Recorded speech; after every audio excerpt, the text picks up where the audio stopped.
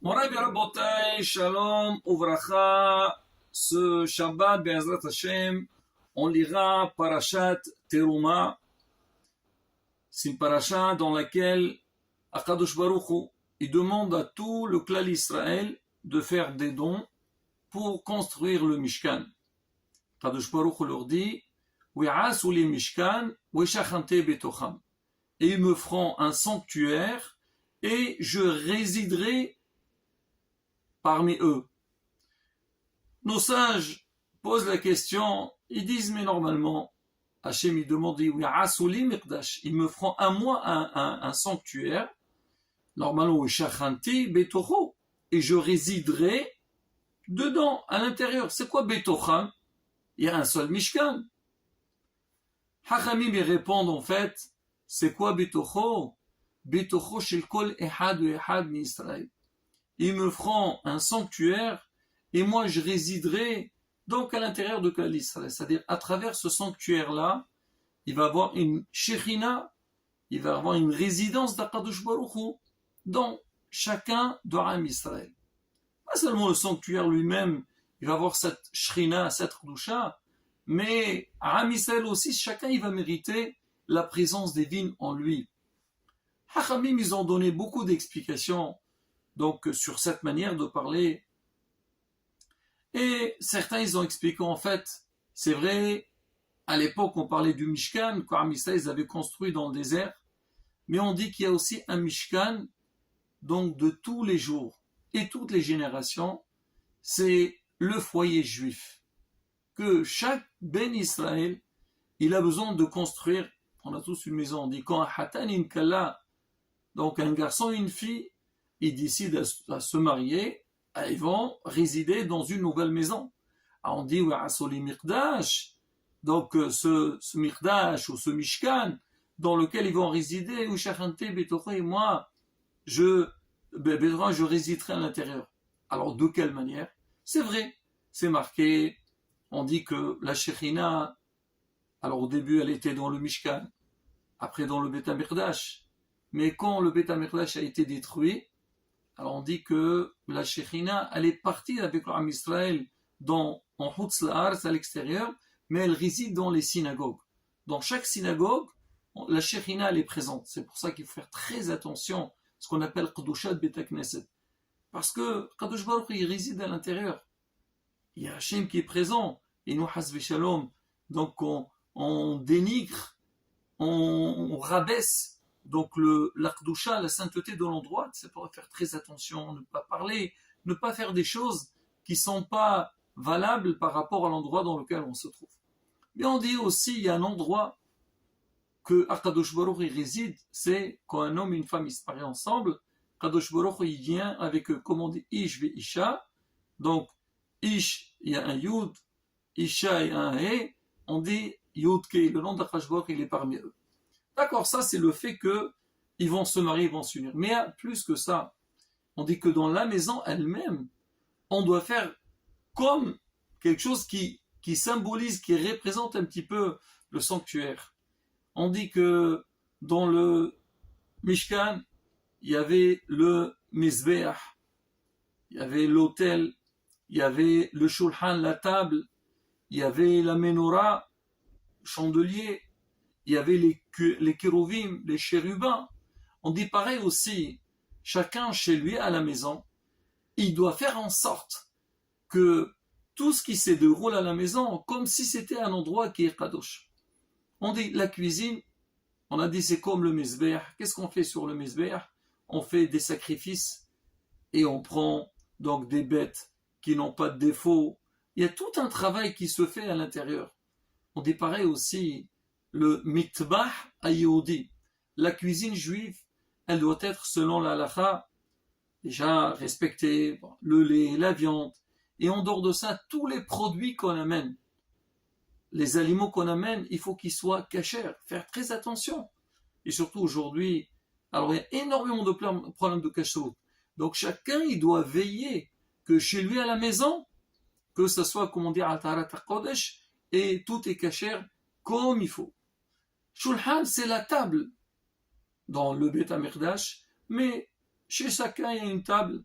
Et c'est pareil aussi la table quand on va manger. C'est vrai qu'on mange, c'est un petit peu, c'est matériel, donc on se nourrit, mais derrière ce comme on disait, il faut que ce soit aussi une certaine kdusha en dehors de la nourriture qu'on va mettre là-bas. Il faut que ce soit cachère, mais à table, c'est que les devrais Torah, que ce soit d'une manière correcte et non pas hasbi shalom, quand on mange n'importe comment. Pas du tout. Il y a aussi une certaine tahara, une certaine kdusha quand on est à table. La menorah, le chandelier, ça représente la Torah. C'est l'imouda Torah. C'est que, comme la menorah, elle était tout le temps allumée, nous aussi, la Torah, elle doit nous envelopper. Elle doit être autour de nous tout le temps. Tout ce qu'on fait dans notre vie, il faut qu'il soit lié avec la Torah. Les chérubins, donc, ce sont, on dit, 2 tinokot. Alors 2 bébés, c'est pareil aussi par rapport à l'éducation des enfants. Il faut qu'il y ait, la Shrina réside dans l'éducation qu'on donne à nos enfants. Ça veut dire quelque part, toute la maison, c'est vrai c'est un endroit, c'est une résidence, mais il faut savoir aussi cette résidence, il faut qu'elle soit liée avec Avodat Hashem, le service d'Akadosh Baruch Hu, et sentir sa présence à l'intérieur de la maison. On raconte une histoire avec notre maître, Rabbi Mordechai Eliyahu. C'est un Kadosh Elyon. Rabotai, des histoires, c'est une grandeur déjà dans l'étude de la Torah. C'était Rishon LeZion, c'était le grand rabbin d'Israël. Et aussi, il y avait une force aussi, c'était un grand Mekoubal. On raconte qu'il y avait une fois un riche des États-Unis. Il a fait faillite. Il a vraiment perdu dans toutes ses affaires. Il est venu en Israël, on dit va voir Rabbi Mordechai Eliyahu, demande-lui une bracha, peut-être lui pourrait t'aider pour Bezat Hashem te remettre et reprendre tes affaires. Et il est parti le voir, il entre chez lui, il commence à pleurer, il lui dit que Vodarav, regardez, Baruch, avant j'étais vraiment très réussi dans mes affaires, tout tournait bien, et non, allez, non. Le mazal il est tombé, et il a tout perdu. Il lui dira, parce que vous pouvez me faire une bracha pour que je puisse réussir et bien reprendre mes affaires. Le Rav, il lui a dit, est-ce que tu veux avoir un associé? Il lui a dit, qui veut m'associer avec moi? C'est des affaires qui ne tournent pas bien du tout. Il lui a dit, le Rav, moi, ça m'intéresse. Moi, je vois, tu es un homme sincère, j'ai envie de m'associer avec toi et j'entre dans tes affaires ensemble. Le monsieur, il entend ça, il était un petit peu étonné, le Rav dans les affaires. Il a dit, on ne sait jamais. Si le Rav il le dit, bien sûr. Alors le Rav il lui dit, écoute, allez viens, on va signer des papiers, on va appeler un notaire ou un avocat pour que vraiment on fait les choses dans les normes et tout. Le monsieur, il a dit, monsieur le rabbin, on n'a pas besoin ni avocat, ni notaire, ni rien du tout. Moi, je vous fais l'entière confiance. Et on commence, comme on dit, nos affaires, Beshem Hashem, on fait, Hashem nous aide à travers votre bénédiction. Le Rav lui a dit, écoute, moi, je ne sais pas vraiment c'est quoi tes affaires, mais moi, j'ai une condition. Il a dit, c'est quoi votre condition? Il lui a dit, moi, je voudrais que nos affaires, parce que maintenant je suis associé avec toi, ne fonctionnent pas Shabbat.